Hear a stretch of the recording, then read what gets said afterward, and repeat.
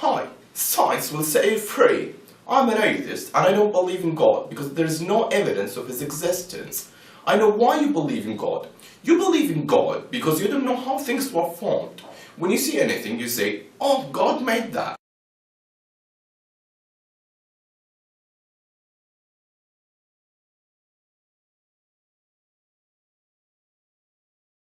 That shows how short-sighted and ignorant you are. You attribute it to God because you don't want to find any other explanation for its existence. You believe in God due to your ignorance.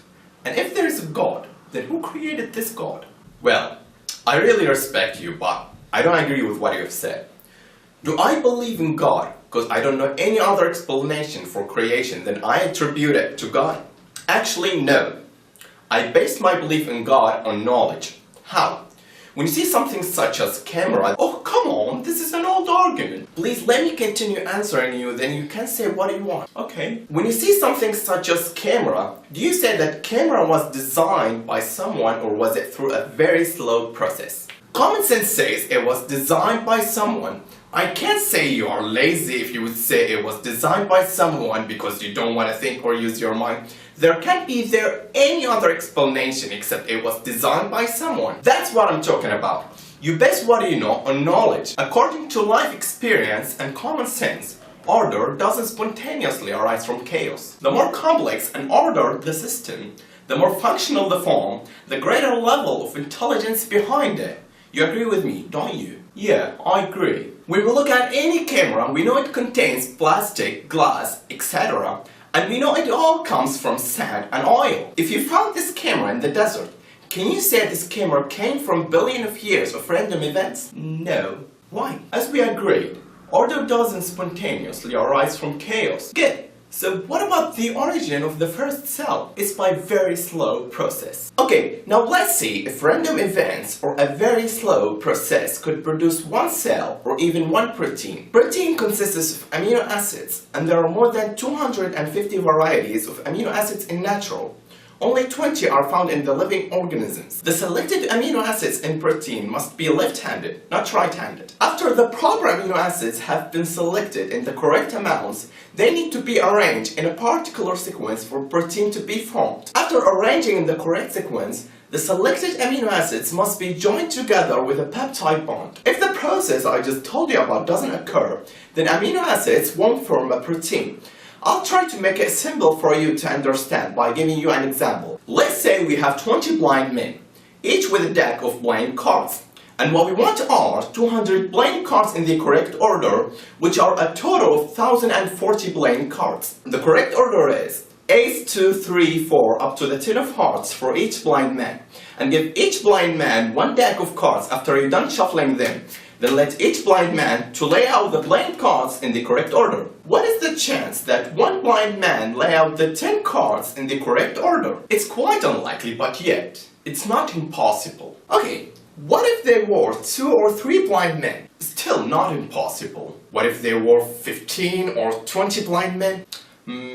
That's impossible! But let's say that a miracle had occurred and those 20 blind men laid out the playing cards in the correct order. The issue is that those 20 blind men won't be able to know if they laid out the playing cards in the correct order or not. They have no goal or a purpose behind laying out the playing cards. I mean, nothing will stop them if they approach to the correct order because they don't know if they are doing it right. They'll continue. And the same idea applies to amino acids when they come together to form a protein. The deck of cards are like the various amino acids, and the 200 cards in the correct order like the 200 amino acids in the correct order that form the proteins. And blind men are like the random conditions that would assemble the amino acids to form a protein. What will maintain the correct order of amino acids when they approach to the precise order? Well, there is a natural law which controls the order of things. For example, I can't program a software program on the computer which can't direct the playing cards to be in the correct order. But your program has been designed by you. It was designed to choose a certain playing cards that gives us the correct order and to maintain the correct order. So, who wrote this natural law that recognizes and chooses the required amino acids in the exact order and maintains the complex organization of the amino acids? Remember, order doesn't spontaneously arise from chaos. So, the first issue is the impossibility of this grouping in the correct order. The second issue is amino acids are unaware whether they approach the correct order or not. And the third issue is maintaining this in the correct order and also recording the details into code and copying them, then again copying them. Could the very slow process produce such a law like that? Russian scientist Alexander Obrin said, "The spontaneous formation of such an atomic arrangement in the protein molecule would seem as improbable as the accidental origin of vowels and need from scattered letters." And all what we are talking about right now is only one protein. All these complexities are only in one protein. How complex do you think a cell that contains hundreds of proteins is? أم خلقوا من غير شيء أم هم الخالقون. Now, let's escape to the biggest issue, which is consciousness. Think for a while of a piece of clay in front of you. Do you think that given a trillion years or infinite time that this clay could suddenly or even gradually become conscious and aware of its surrounding and identity the way you are? It could never happen. And the same goes for any kind of matter. It could never become aware, never think, but you position is that. Are you talking to me, mate? No, I mean, you're talking to me, don't you? Yeah, you. Consciousness can't be something materialistic or physics. It's something different. When you dream, you see some things you didn't choose to see, and it seems like reality. Could all these come from the materialistic brain? No. The physicist Leonard Maladno, in an interview in the CNN channel, he brought up this point and said, "There's no physics explanation. In fact, there's no physics explanation for consciousness, and as far as I can tell, I've never seen consciousness even defined in a way that the scientists can really deal with." Also, Richard Dawkins, the most popular atheist and the hero for many atheists, he was asked, "What's the one question you want to most see answered?" He said, "How does subjective consciousness work? How does it evolve? And what's going on? When I have my own private feelings and you have your own private feelings, what happens when I see something red?